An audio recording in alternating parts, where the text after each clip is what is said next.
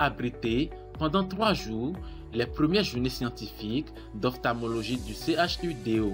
Du 20 au 22 mars 2025, le centre hospitalier universitaire départemental de l'UEME a vu rassembler autour de la thématique centrale de l'œil et diabète plusieurs maîtres et spécialistes venus de la FSS, de l'IMES, des établissements sanitaires du Bénin, de la Côte d'Ivoire, de la Turquie et bien d'autres. Ces premières journées scientifiques d'ophtalmologie ont démarré par une séance de dépistage gratuit du diabète et de la rétinopathie diabétique. Nous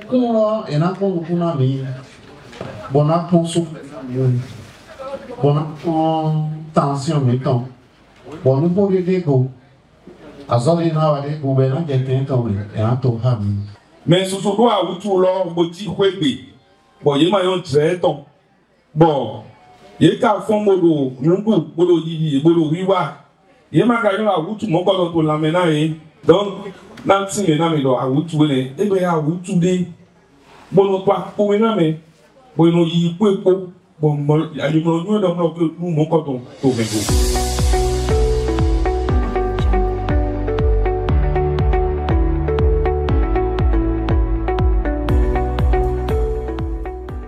La cérémonie officielle d'ouverture de ces journées, déroulée le 21 mars, a permis de situer le cadre de cette activité et de préciser son intérêt. Je voudrais passer de très bonnes journées scientifiques d'ophtalmologie, que ces journées soient mémorables et qu'elles puissent connaître une bonne et longue vie. Et avant de finir, je voudrais sincèrement remercier mes maîtres ici présents et leur dire que tout ce qui se passe depuis hier n'est que leur œuvre. Il y a des maîtres qui m'ont précédé à Porte Novo. Le professeur Lias Nouveau avait déjà nourri cette ambition. Nous n'avons qu'essayé de mettre les pas dans les pas de notre maître. Et il nous avait dit, il nous disait souvent, faites en sorte qu'on s'intéresse à vous. Nous essayons de le faire. Merci, cher maître. C'est avec un immense plaisir et une profonde fierté que je vous souhaite la bienvenue à cette journée scientifique dédiée à la rétinopathie diabétique. Cet événement qui réunit les esprits les plus brillants et les cœurs les plus engagés marque un moment crucial de partage, de réflexion et d'innovation en matière de santé oculaire. Il est de notre responsabilité en tant que professionnels de santé, chercheurs et acteurs de la santé publique de conjuguer nos efforts pour mieux comprendre, prévenir et traiter cette maladie. C'est pourquoi nous devons agir avec synergie en unissant nos savoirs et nos compétences. Ces journées scientifiques sont donc l'occasion de rassembler des expertises pluridisciplinaires, ophtalmologistes, endocrinologues, médecins généralistes, chirurgiens, pharmaciens et je passe. Vous savez, les agents de santé travaillent beaucoup, mais c'est comme si lorsqu'on est devant certaines pathologies chroniques, on se dit, mais qu'est-ce qu'ils font? Qu'est-ce qu'ils font? On se le demande et nous le demandons. C'est à travers cela que ces journées sont organisées afin de nous rapprocher davantage de cette population pour leur expliquer ce que nous faisons par rapport à l'œil et au diabète. Je souhaite que ces journées scientifiques soient une bonne résolution et que tous les ans, que ces journées-là s'organisent sur des thèmes dont nous aimons. Je vous remercie.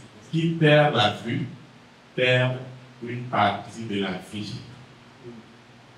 Merci donc de lutter pour que nous gardons notre santé oculaire. J'espère que les recommandations issues des travaux ne resteront pas dans les tiroirs, mais bénéficieront à la population pour le bien-être de notre santé oculaire. Mesdames et Messieurs les participants à cette première journée scientifique d'ophtalmologie du CHU de Yaoundé, je vous souhaite à toutes et à tous une sincère et cordiale bienvenue dans cette salle qui change de décor spécialement pour la circonstance. C'est pour vous dire combien ma joie est grande et mon admiration profonde pour tout ce que les médecins ophtalmologistes et les chefs du CHU de Yaoundé ne cessent d'accomplir pour que les populations aient accès à des soins sûrs, de qualité et abordables, comme recommandé par l'autorité de régulation du secteur de la santé et M. le ministre de la Santé. Je souhaite qu'à la sortie de cette journée, vous puissiez harmoniser vos pratiques et que des protocoles de soins soient définis pour qu'adviennent dans nos centres des soins basés sur des connaissances et partagés par tous. Je tiens à saluer l'engagement, le leadership et le sens d'organisation du professeur Aboki, chef de service d'ophtalmologie du CHU de Yaoundé, qui n'a ménagé aucun effort pour la réussite de cette journée. Je salue également nos amis du Lions Club International pour leur accompagnement constant, vraiment constant. Je remercie l'ensemble des enseignants qui sont actuellement vivants, pour ceux qui sont déjà partis de l'autre côté, pour tout ce qu'ils ont fait, tout ce qu'ils ont créé pour que cette journée advienne. Vive la science médicale au service des communautés, vive la santé au service du développement. Je vous remercie.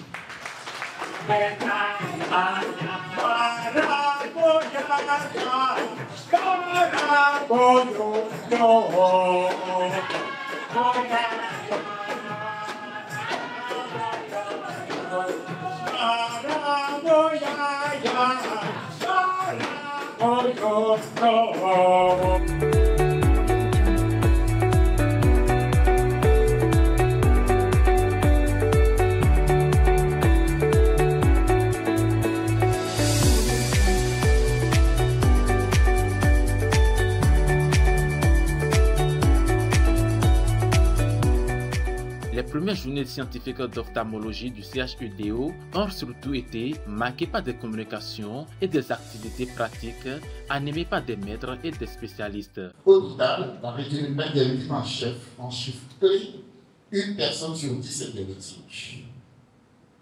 Un diabétique sur 3 aura un niveau quelconque de rétinopathie diabétique. Et parmi les 10 diabétiques, il y en aura au moins 3 qui auront une atteinte grave. Donc c'est un tiers, un tiers, un tiers.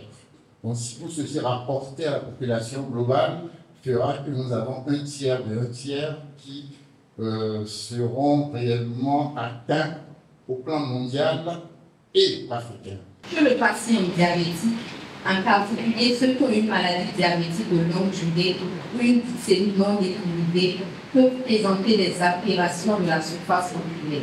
Ces modifications peuvent affecter plusieurs structures de l'œil, comme la paupière, la cornée, la conjonctive et les glandes lacrymales.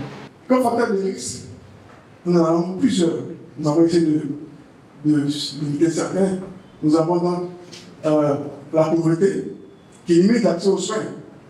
Et quelqu'un qui a un problème d'allergie ne va pas forcément aller à l'hôpital. S'il n'y a pas d'accès aux soins pour manger, on pourrait prendre de l'eau de sucre pour que ça puisse se réguler. Donc c'est quelque chose d'assez important. Et également, les conditions de vie rurales. C'est vrai que ça intéresse les enfants, mais nous avons chez nous des enfants qui sont très tôt mis dans des conditions de vie rurales. Ils vont directement à l'agriculture, ils sont exposés, ils font déjà des petits métiers à leur âge, alors qu'ils ont un organisme qui est encore imagé. Les conditions socio-climatiques, nous venons de le dire, c'est important, ce climat qui est sec, aride, qui entraîne des sécheresses et qui augmente même les problèmes oculaires. Satisfaction, c'était le maître mot des participants à la fin de cette activité. Je pense que les 3 journées se sont tellement bien passées, ce sont des journées très chargées. Cette journée était assez fournie, pourtant, nous n'avons pas senti les 3 jours. Bon, à mon niveau. Et vu même votre engouement, l'énergie, la vivacité avec lesquelles les acclamations tombent, depuis un moment, je pense qu'il y a beaucoup de congressistes qui auraient souhaité que les journées continuent. Malheureusement, tout ce qui est bien a une fin. Cette journée était riche en lumière et en couleurs sur les thèmes suivant l'œil et le diabète et les allergies en ophtalmologie. Nous restons persuadés que ces premières journées ont été une véritable opportunité pour tout un chacun de nous, parce que c'était une occasion de donner et de recevoir. Et nous avons ressenti à travers vos questions, à travers votre curiosité, à travers votre engagement et votre engouement, le besoin d'organiser des enseignements post-universitaires qui portent sur des thèmes pratiques, surtout par rapport aux bonnes anciennes pratiques en ophtalmologie, que nos maîtres savent bien faire.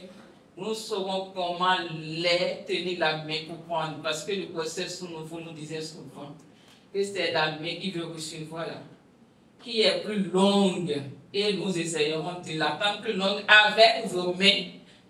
En tenant vos mains, on ira attendre les mains la plus longue pour recevoir ce que les chefs ont et qui pratiquent aisément au point où on pense que la chose est si facile comme ça, mais quand on s'y met, on se rend compte que ce n'est pas du tout ça. J'ai vu pendant 3 jours un intérêt si grand dans toute la pyramide de notre personnel, que ce soit les TSO, que ce soit les masters, que ce soit les DES, que ce soit les médecins spécialistes, comme ceux